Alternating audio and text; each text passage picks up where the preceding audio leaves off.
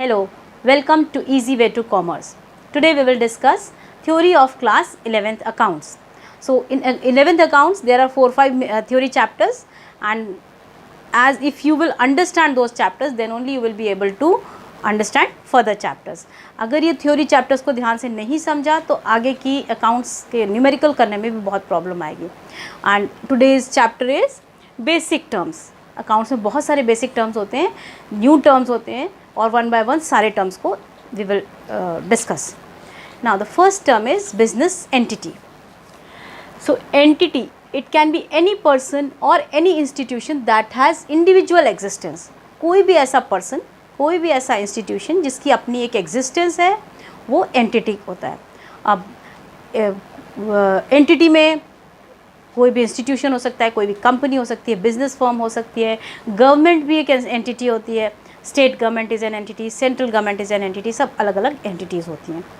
Bank भी एक entity है, और सारे पर्सन्स भी अलग अलग एंटिटीज़ हैं. जैसे हम एक एग्जांपल लेते हैं एंटिटी का. एक मिस्टर वाई हैं. मिस्टर वाई प्रोप्राइटर हैं. Mr. Y wants to start his business. Now Mr. Y has started his business and he kept the name of his business as ABC Limited. तो एक तो Mr. Y is a person, Mr. Y जो है वो एक entity हो गई, और जैसे Mr. Y ने एक बिज़नेस स्टार्ट किया और बिज़नेस को एक नेम मिल गया तो वो बिज़नेस भी एक एंटिटी हो गया.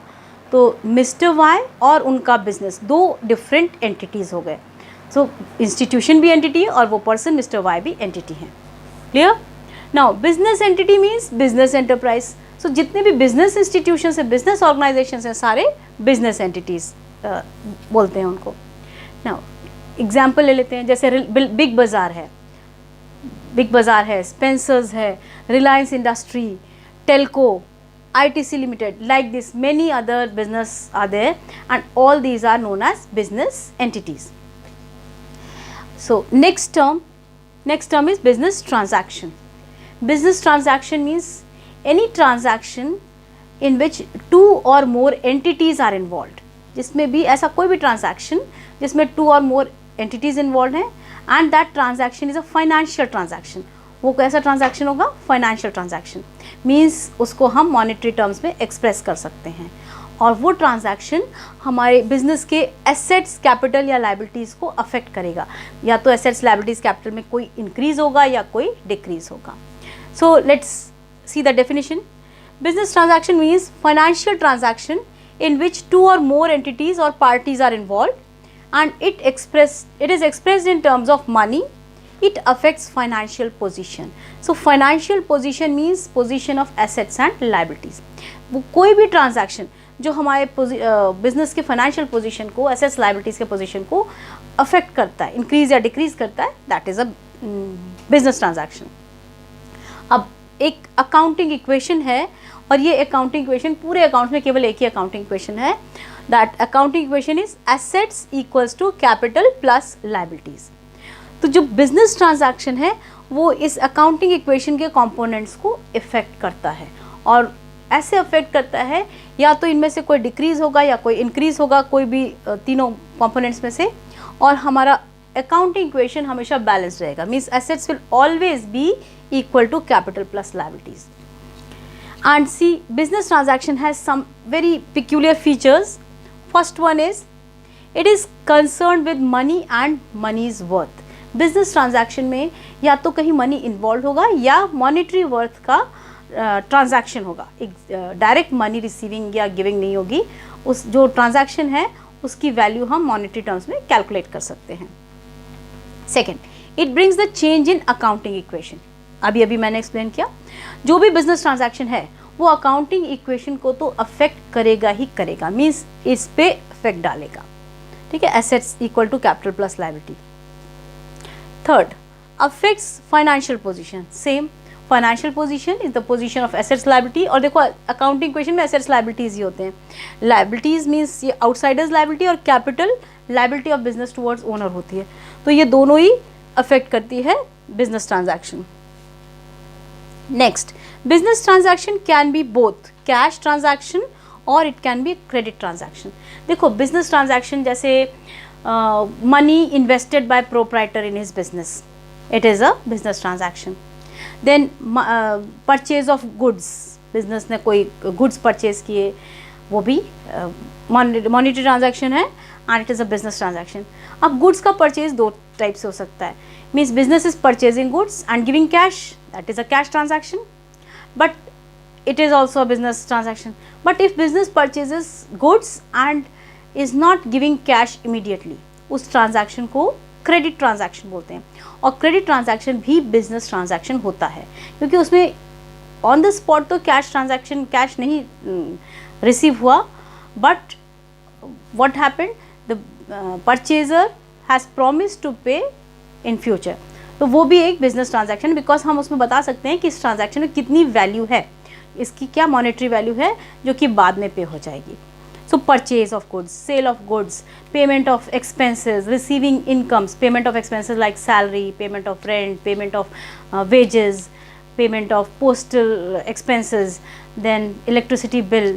These are all business transactions. Then receiving goods, purchasing goods and receiving interest, receiving commission, कोई भी income receive होती है वो भी business transaction है. ये सारे business transactions होते हैं, और भी बहुत सारे बिजनेस ट्रांजैक्शंस होते हैं. So next term is capital. अब कैपिटल क्या होता है, बच्चे इस कैपिटल टर्म में बहुत कंफ्यूज होते हैं, पता नहीं क्यों, उनको क्या समझ में आता है. कैपिटल एक सिंपल सी चीज़ है. Capital is the amount invested bye owner. जो प्रोप्राइटर है बिजनेस का, वो जो भी मनी बिजनेस में लगाएगा, जो भी बिजनेस को देगा, that will be termed as capital. See, amount invested by proprietor in business is known as capital. It may be in the form of cash or assets. Business जो owner है वो अपने बिजनेस को cash भी दे सकता है, वो अपने बिजनेस को कोई एसेट भी दे सकता है. जैसे ओनर ने अपनी बिल्डिंग बिजनेस को दे दी, तो that building actually it was owner's building, but owner has given it to his business and for business purpose. वो ओनर यूज़ नहीं कर रहा, तो फिर वो बिल्डिंग किसकी हो गई, बिजनेस की हो गई. और अगर ओनर ने वो बिल्डिंग बिजनेस को ही दे दी, तो बिजनेस का फिर वो एक तरह से कैपिटल हो गया, क्योंकि ओनर ने एसेट के फॉर्म में बिजनेस को दिया. ओनर कभी कभी अपना व्हीकल दे देता है, बट वो फिर पर्सनल यूज़ नहीं कर रहा, उसका केवल बिजनेस पर्पस के लिए यूज़ हो रहा है, then that will also be termed as capital. So whatever owner gives to business in form of cash और assets, that will be termed as capital. Business को जो ओनर से मिल रहा है. अब it is a liability of business towards owner. जो capital मिलती है बिजनेस को, वो बिजनेस उसको एक लायबिलिटी मानता है, मीन्स एक अपना ऑब्लिगेशन मानता है ओनर के टूवर्ड्स ओनर. ये कैसे, क्यों होता है ऐसा, क्योंकि अभी भी मैंने एंटिटी में बताया, when owner starts his business, the owner becomes a separate entity and his business becomes a separate entity. फिर हम जब अकाउंट्स करते हैं तो हम बिजनेस में बैठ के करते हैं, मीन्स हम ये अज्यूम करके करते हैं that we are in business and owner is a different person, different entity. तो जो भी कुछ ओनर देता है बिजनेस को, उसको हम कैपिटल के नाम से एक अलग अकाउंट में रिकॉर्ड करते हैं. और कैपिटल मीन्स जो भी बिजनेस को ओनर से मिल रहा है, वेदर कैश और any asset.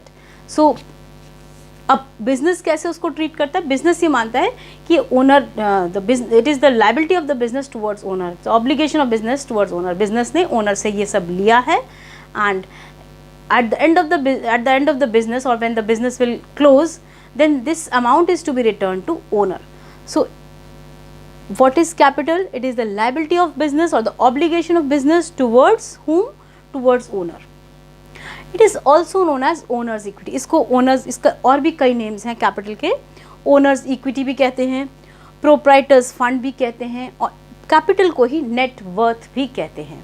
So these are the terms used for capital. And as you all know, जो कैपिटल बिजनेस में आता है, सी अकाउंटिंग इक्वेशन, इस अकाउंटिंग इक्वेशन में assets equals to capital plus liabilities है. तो बिजनेस का जो कैपिटल है, capital will be equal to total assets. अगर हम लायबिलिटीज़ को इक्वल टू के इस साइड में ले आएँ तो क्या इक्वेशन बन जाएगी, capital equals to assets minus liabilities. So capital is equal to assets minus liabilities. We can calculate, if we know the value of assets, if we know the value of liabilities, we can calculate the value of capital also by using this formula. Our fourth term is drawings. अब अभी तो हमने एक capital discuss किया. Capital means वो सब amounts जो business को कहाँ से मिल रहे हैं, ओनर से मिल रहे हैं। दैट मीन्स ये कैपिटल किसका अकाउंट हो गया, ओनर का अकाउंट हो गया। whatever owner is giving to business in form of cash or it can be asset. But secondly, drawings इसका just opposite है। whatever owner has taken from his business, owner अपने business से जो भी withdraw कर रहा है कैश के फॉर्म में या गुड्स के फॉर्म में या कोई एसेट ले रहा है पर्सनल यूज़ के लिए, तो that will be termed as drawings.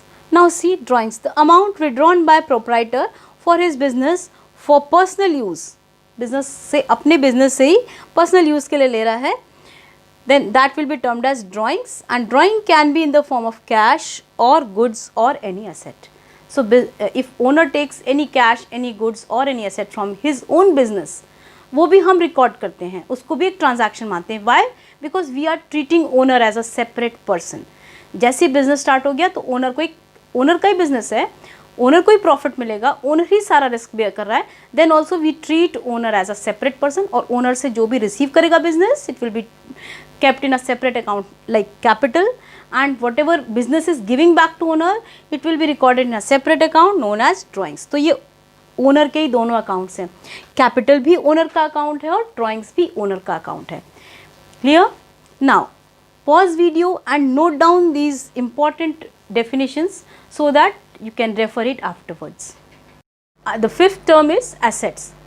No assets means, देखो एक एसेट से हम लोग जनरली भी यूज़ करते हैं ये टर्म एसेट, जैसे इस पर्सन की, जैसे हम लोगों ने बोला suppose what is the property of mister X या what is the property of Birla, what are the total assets of Birla. तो यहाँ पे एसेट का मतलब होता है कि उसके पास टोटल कितनी प्रॉपर्टी है, उसमें उनकी ज्वेलरी आ जाती है, उनकी लैंड, उनकी बिल्डिंग्स, उनके कितना वर्थ है उनके पास टोटल प्रॉपर्टी का, और कितने व्हीकल्स हैं, सब कुछ, सबकी वैल्यू आ जाती है। तो ये जब इंडिविजुअल के लिए जैसे हम यूज़ करते हैं वैसे ही बिज़नेस के लिए होता है। सो बिज़नेस के लिए भी all the property of business is known as asset. Business की प्रॉपर्टी क्या हो सकती है? बिज़नेस के नेम से कोई लैंड हो परचेज़ की हुई, बिज़नेस की अपनी फर्नीचर, बिज़नेस की अपनी बिल्डिंग, बिज़नेस का अपना व्हीकल, वो सब बिज़नेस की प्रॉपर्टी है एंड उसी को एसेट्स बोलते हैं। और बिज़नेस का स्टॉक, जो गुड्स होती हैं, जिन गुड्स को हम बिज़नेस सेल करके प्रॉफिट अर्न करते हैं, that is the property of business, cash also. So this is the property of business and known as asset. Now see the definition. Assets are economic resources of business which can be expressed in monetary terms. वो सारे economic resources जो कि हम जिसको क्या monetary terms में express कर सकते हैं, जिनकी value बता सकते हैं। Then assets are properties of business owned by the business. ये बहुत एक important चीज़ है that the assets of business must be owned by the business. Clear? Suppose एक बिजनेस बिल्डिंग जिस बिल्डिंग में रन कर रहा है वो बिजनेस की बिल्डिंग नहीं है, वो एक रेंटेड बिल्डिंग है, तो वो बिल्डिंग फिर बिजनेस की एसेट नहीं होगी, because business will pay rent and business is using the building.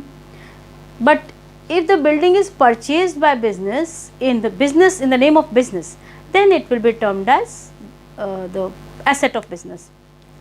So the business must be owned by business, मतलब वो बिजनेस के नेम से परचेज किया हुआ, अक्वायर किया हुआ एसेट होना चाहिए। Then asset enable the business to get economic benefit in future. Assets वो सब होते हैं जिससे वो सारे थिंग्स जिससे बिजनेस को फ्यूचर में बेनिफिट हो। फॉर इमीडिएट बेनिफिट के लिए नहीं होता, इमीडिएट बेनिफिट भी होता है और फ्यूचर में काफ़ी लॉन्ग रन तक भी बेनिफिट मिल सकता है।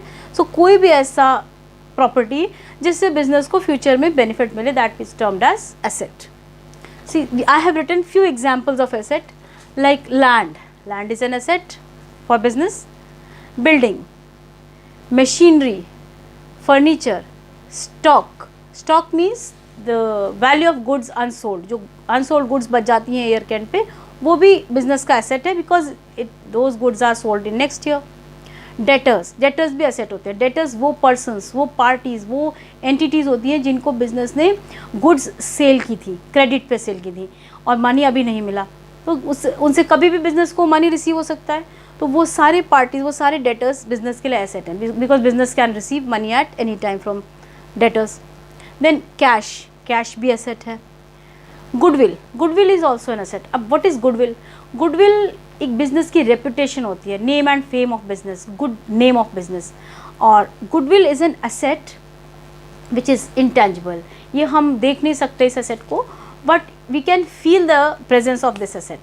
एक बिजनेस है उसको केवल 1 लाख प्रॉफिट हो रहा है और दूसरा बिजनेस है उसको 1 करोड़ प्रॉफिट हो रहा है. So there is a difference between the profits. And why the difference is there? तो दोनों जो बिजनेस हैं दोनों में एक ही टाइप का प्रोडक्ट सेल हो रहा है, बट एक बिजनेस को कम प्रॉफिट हो रहा है, एक बिजनेस को ज़्यादा.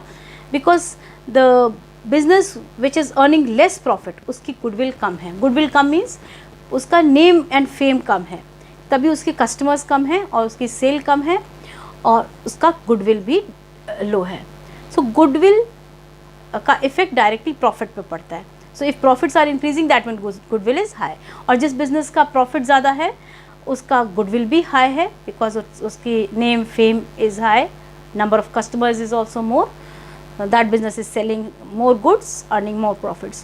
So goodwill is also an asset of the business. So these are the assets. There are many other assets. और assets को हम broadly 2 categories में divide कर सकते हैं. So first category क्या है?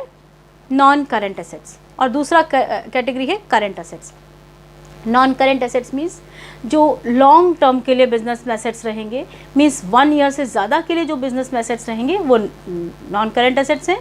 और जो एसेट्स की मतलब विद इन 1 ईयर बिजनेस में यूज़ हो जाते हैं, those assets are known as current assets. So there are 2 main categories of assets. So let us discuss the first type of asset, that is non current asset. So non current asset, these are held by business for long term use. ठीक है. सो business in assets को एक बार purchase कर लेता है, then keeps it with business and use it for long term for earning profits. So these assets are not held for reselling. ये जो non current assets हैं इनको बिजनेस परचेज करके इमीडिएटली रीसेल नहीं करता. इनको बिजनेस ने परचेज कर लिया और उसको लॉन्ग टर्म तक यूज़ करेगा. फिर जब ये एसेट्स वैल्यूलेस हो जाएंगे या इनकी जगह कोई न्यू एसेट आ जाएगा, तब फिर ये ओल्ड एसेट्स को चेंज कर देते हैं, एक्सचेंज कर देते हैं, उसकी जगह न्यू एसेट आ जाता है, रिप्लेसमेंट हो जाता है. But these are not purchased for immediately reselling and earning profits. Examples are land, furniture, machinery, goodwill and building. These are the long term assets or non current assets. देखो, and non current assets are further divided in many other assets like fixed assets.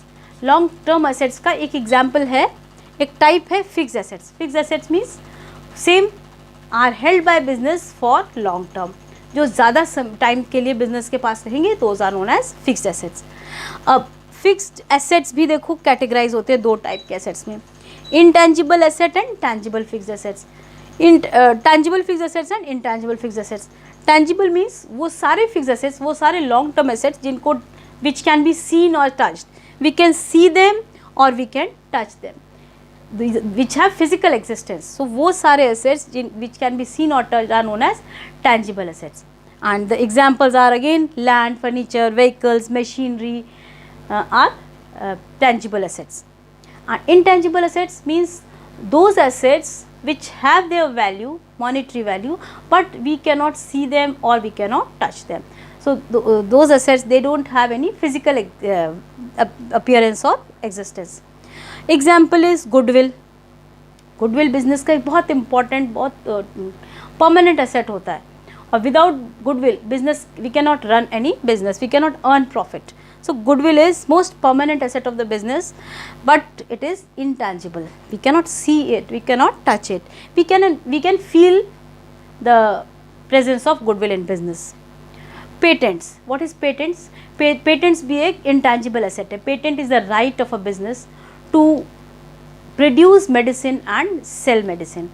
कई companies को सुना होगा तुम लोगों ने, उस company को उस पर्टिकुलर मेडिसिन का पेटेंट मिल गया. पेटेंट मिल गया मीन्स उस कंपनी को गवर्नमेंट से राइट मिल गया कि वो कंपनी फिर उस पर्टिकुलर मेडिसिन को प्रोड्यूस करके सेल कर सकती है, प्रॉफिट अर्न कर सकती है. Other companies can not produce and sell the same medicine with same name. तो कंपनी का right of producing and selling the medicine is known as patent. और ये राइट भी बहुत इंपॉर्टेंट है. अगर कोई मेडिसिन का रिक्वायरमेंट बहुत ज़्यादा है तो कंपनी के पास, जिस कंपनी के पास पेटेंट राइट है वो कंपनी को प्रॉफिट ज़्यादा होंगे। Next is copyright.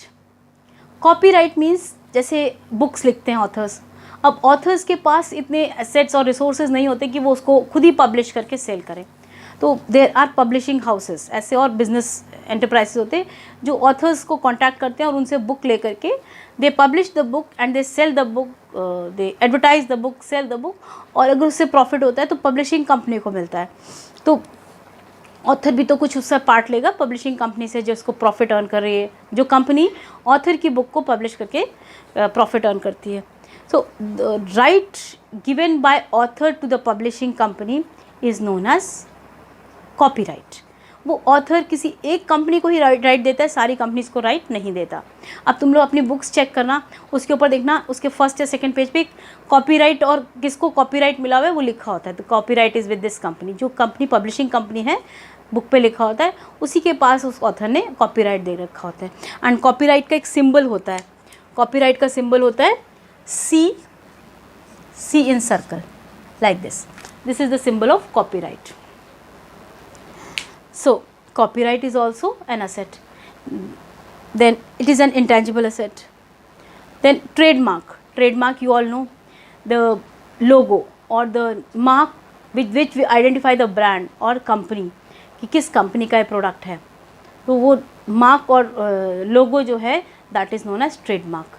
वो कोई फिजिकल एग्जिस्टेंस नहीं है उसकी, बस we can see that this mark is there and people who want to buy the product of that brand, they can easily identify and buy the product. So the trademark is also an intangible asset. Now there are some more fixed non-current assets. After fixed asset, the next one is non-current investments. Non-current investment word का meaning होता है जब business का money, business के अलावा जो business के पास excess money है वो किसी दूसरे बिजनेस से बाहर कहीं भी इन्वेस्ट कर दे, बिजनेस में या गवर्नमेंट के पास कहीं इन्वेस्ट कर दे या बैंक में इन्वेस्ट कर दे, so that investment is known as non current investment, but that investment should be for long term, means for more than 1 year. So if the business invests the money of business outside business, किसी दूसरे business में invested है, like suppose Reliance company has purchased shares of Telco, तो Reliance company ने अपना money किस company में invest कर दिया, टेल्को कंपनी में, so that will be known as investment. So if a company purchases government bonds, if a company keeps an FD with bank or purchases shares or debentures of some other companies, so that is known as non-current investment. उसके साथ condition क्या है, it should be for more than 1 year, तभी वो non-current investment होगा and it will come in under non-current assets. Next is long term loan. देखो loan asset भी हो सकता है, लोन लाइबिलिटी भी हो सकता है। If your business is giving loan to somebody, some party, it will be termed as asset, क्योंकि अब वो मनी फिर बाद में वापस मिलेगा। But if your business is taking loan from other parties, तो वो बिजनेस के लिए लाइबिलिटी हो जाती है, क्योंकि फिर वो बिजनेस को रिटर्न करना है। So under assets if we write long term loan और advances, that means business has given loan to outsiders. So if a business is giving loan for long term to outsiders, then it will be termed as long term loans or advances. Other non-current assets, those assets which do not fall under these categories, fixed asset, non-current investments or loans, will come under non-current assets. Now children, pause video and note down these important points. Now current assets. The other category of assets is current assets. So current assets means those assets which can be converted into cash within 1 year.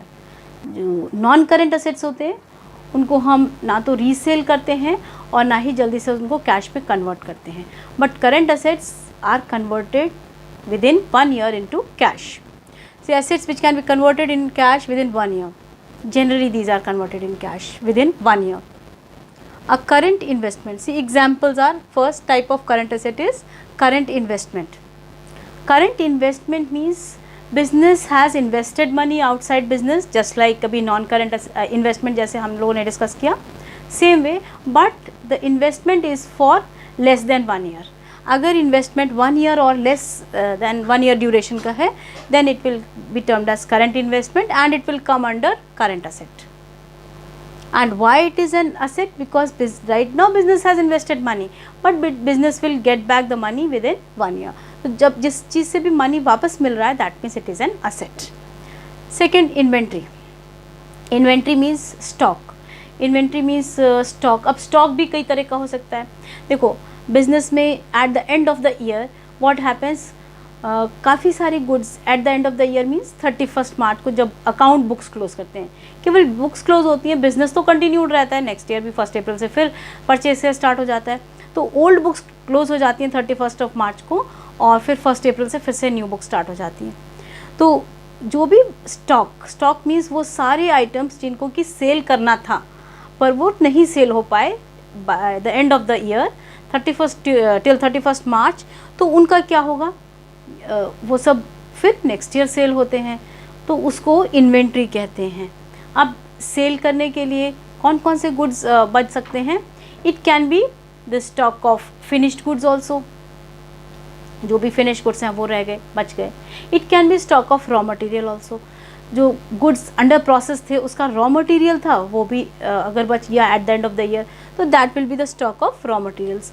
If some goods are under process और are semi finished, ना तो वो finished goods में आए हैं ना अभी raw material के फॉर्म में हैं, तो that will be known as stock of finished goods. So stock और inventories means goods which are unsold at the end of current year. तो जो भी ईयर के एंड में गुड्स और रॉ मटेरियल और सेमी फिनिश्ड गुड्स जो भी बच गया, that will be termed as inventories. Now trade receivables. Trade receivables includes debtors and bills receivables. अब डेटर्स क्या होते हैं? डेटर्स मीन्स दोज पर्सन्स और those parties to whom business has sold goods on credit. So debtors वो parties हैं जिनको business ने सेल कर दिया है पर उन बिज़नेस को अभी उनसे मनी नहीं मिला है, क्रेडिट सेल किया है, तो अब बिज़नेस को इन पार्टी से कभी भी मनी मिल जाएगा, इसलिए ये पार्टीज़ डेटर्स एसेट्स होते हैं. अब and bills receivable also. Bills receivable वैसे तो इसको डिटेल में एक चैप्टर है 11th में, तुम लोग पूरा डिटेल में पढ़ोगे. अभी मैं तुम लोगों को बस थोड़ा सा हिंट दे देती हूँ that what is bills receivable. देखो, डेटर्स जो होते हैं वो कभी कभी इन राइटिंग दे देते हैं that yes I will pay this amount after this months. तो डेटर और जो पर्सन जिसको लेना है मनी, बिजनेस या जो भी एंटिटी है, उन दोनों के बीच में जब रिटन एग्रीमेंट हो जाता है ऑफ गिविंग मनी और रिसीविंग मनी, एंड एक पार्टी उसमें लिखती है, क्रेडिटर लिखता है, वो बिल को ड्रॉ करता है, और दूसरा पार्टी जो डेटर होता है वो उसको एक्सेप्ट कर लेता है, yes that I will pay money. तो वो एक रिटन डॉक्यूमेंट है, एक नेगोशिएबल इंस्ट्रूमेंट हो जाता है. ये एक प्रूफ है कोर्ट को हम शो कर सकते हैं. So this bills of exchange और bills receivable is the bill accepted by debtors. ऐसा बिल जिस किसी डेटर ने अगर कोई बिल एक्सेप्ट कर लिया, दोनों के बीच में कोई रिटन एग्रीमेंट हो गया, क्रेडिटर डेटर के बीच में, परचेजर सेलर के बीच में, तो वो डेटर फिर किस में कन्वर्ट हो जाता है? बिल्स रिसीवेबल में. सपोज एक्स एंड वाई, दो पर्सनस को बिजनेस ने सेल किया, उसमें से वाई ने एक बिल एक्सेप्ट कर लिया और एक्स ने नहीं किया, तो एक्स को हम डेटर बोलेंगे, और जिस पर्सन ने बिजनेस का बिल मीन्स एक बिजनेस और उसके बीच में एक रिटन एग्रीमेंट हो गया कि yes business will get money from him after 1 or 2 or 3 months, उसमें टाइम पीरियड मेंशन होता है बिल में, और वो एक्सेप्ट कर लिया वाई ने, yes I will pay after this month, तो वो फिर वाई को हम बिल्स रिसीवेबल की कैटेगरी में डाल देंगे और एक्स को डेटर्स की कैटेगरी में लिख लेंगे. बस इतना ही डिफरेंस होता है. तो दोनों को ही क्या बोलते हैं? Trade receivables. And both are current assets. जैसे इन्वेंट्री करंट असेट है और ट्रेड रिसीवेबल्स भी करंट असेट है, क्योंकि इन्वेंट्री जो भी स्टॉक है वो within 1 year almost sale ही हो जाता है. So stock is kept, is meant for sale, so stock is also current asset.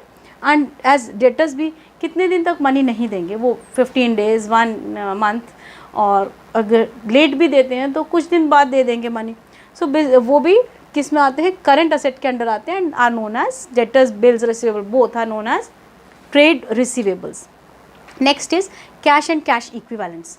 देखो, cash and cash equivalents means cash but cash equivalents means वो सारे अकाउंट्स, वो सारे बिजनेस के अकाउंट्स जो कैश के जैसे हैं, जो बहुत जल्दी कैश में कन्वर्ट हो जाते हैं, जैसे चेक्स हैं, बैंक बैलेंस है, ये भी कैश इक्विवेलेंट है। या बहुत ही लिक्विड सिक्योरिटीज़ होती हैं, हाईली लिक्विड सिक्योरिटीज़, वो सब हाईली लिक्विड मीन्स जिनको बहुत जल्दी हम विद इन 3 मंथ्स कैश में कन्वर्ट कर सकते हैं। तो दोज आर नोन एज, वो सब किसके अंडर आते हैं, कैश एंड कैश इक्विवेलेंट्स के अंडर। तो ये भी एसेट है। And all these are which type of assets, these come under current assets because can be converted into cash within 1 year. Now our next term is liabilities. Now see, liabilities means obligation of business towards outsiders, means ऐसा कोई भी money जो business को अब outsiders को return करना है। Business ने कभी उनसे आउटसाइडर्स से कोई लोन लिया हो, शॉर्ट टर्म या लॉन्ग टर्म लोन लिया हो, या बिजनेस ने कोई सर्विस ली हो उनसे, या बिजनेस ने गुड्स परचेज किए हों, तो वो सब बिजनेस से अब रिटर्न करेगा उनको। So those are known as obligation और liabilities of business. So any obligation of business towards outsider, third parties, वो लाइबिलिटी होता है बिजनेस की।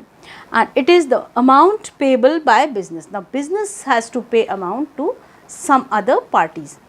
नाउ लाइबिलिटीज़ कैसे क्या हो सकती हैं, क्रेडिटर हो सकता है। क्रेडिटर मीन्स वो पर्सन जिससे बिजनेस ने क्रेडिट पे गुड्स परचेज किए थे, अभी तक मनी नहीं दिया, सो बिजनेस हैज़ टू पे द अमाउंट बैक। वो पर्सन बिजनेस के लिए क्रेडिटर हो गया, बिजनेस की एक लाइबिलिटी है, बिजनेस को रिटर्न करना है मनी।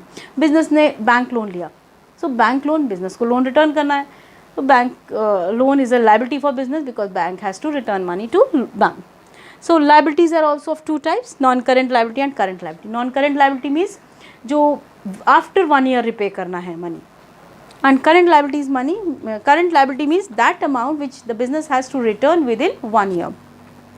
अब non current liabilities means long term loan, business ने कोई लॉन्ग टर्म का लोन लिया है, मोर देन 1 year का लोन है, तो वो लॉन्ग टर्म लाइबिलिटी हो जाएगी।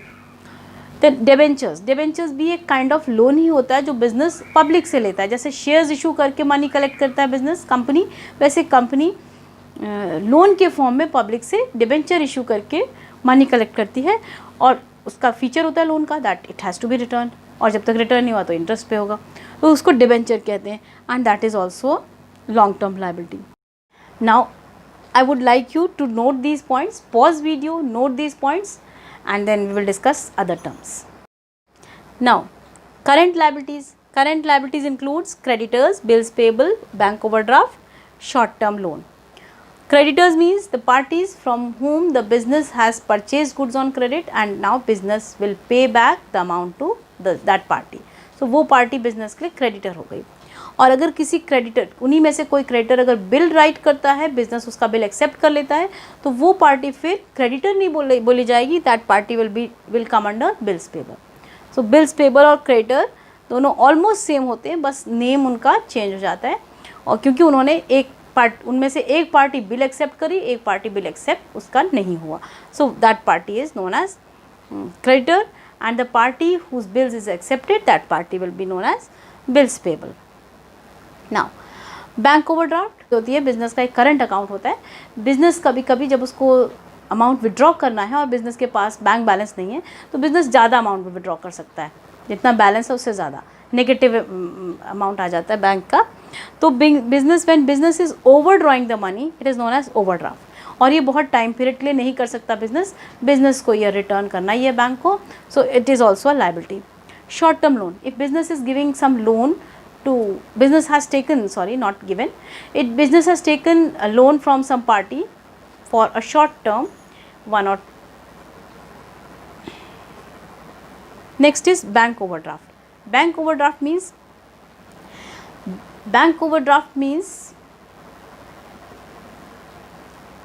next is bank overdraft. Bank overdraft means जब बिजनेस का जो बैंक अकाउंट है उसमें मनी कम है और बिजनेस ने ज़्यादा ड्रॉ कर रखा है। लेट्स से बिजनेस का बैंक अकाउंट में 50,000 रुपीज़ है, but business can withdraw more than 50,000, so business ने 60,000 विड्रॉ कर लिया, so minus now the bank balance is negative, so bank balance is minus 10,000. So when business overdraws money from bank, that is known as bank overdraft, और वो amount बाद में business को उसको compensate करके रिटर्न करना होता है, it is known as bank overdraft. Now short term loan, if business has taken loan from somebody and it is for short term, less than 1 year, it will be known as, it will also come under current liability. Now the next term is goods. देखो goods means वो सारे products जिसमें business deal कर रहा है, means business जिसको purchase कर रहा है just for reselling, so that item और that product is known as goods for business. अभी हम लोगों ने एसेट्स अभी डिस्कस किया था. एसेट्स मीन्स वो एसेट्स जो बिजनेस ने परचेज किया है, but business will, specially fixed assets, business will not resell those assets, non current assets. But goods are those assets which are purchased for reselling. So goods में एक example ले रहे हैं हम. If a businessman is dealing in furniture, एक businessman है वो furniture में डील कर रहा है, तो furniture he will purchase furniture or will purchase raw material for furniture and then sell furniture. So furniture will be goods for that businessman. If a businessman is dealing in stationery, stationery will be goods for that business. But furniture एक fixed asset भी होता है, we have already discussed it. So furniture fixed asset होगा कि goods होगा, ये इस पे depend करेगा that whether the business is dealing in that item or not dealing in that item. So if business is dealing in stationery but business has purchase some furniture for its office and all, तो वो furniture फिर उसके लिए goods नहीं होगा, because the business man is dealing in stationery. तो उस stationery merchant के लिए गुड्स क्या होगा, केवल स्टेशनरी होगा. और फर्नीचर मर्चेंट है जो, वो केवल फर्नीचर परचेज एंड सेल कर रहा है. फर्नीचर उस बिजनेस मैन के लिए जो फर्नीचर में डील कर रहा है, फर्नीचर गुड्स होगा. और otherwise for other business man furniture will be asset. So whether it is a fixed asset or it is goods, it will depend on whether the business is dealing in that particular item or not. So this is goods. Now goods are purchased for reselling. इसका एक feature है कि वो item जिसको business को resale करके profit earn करना, and that is goods.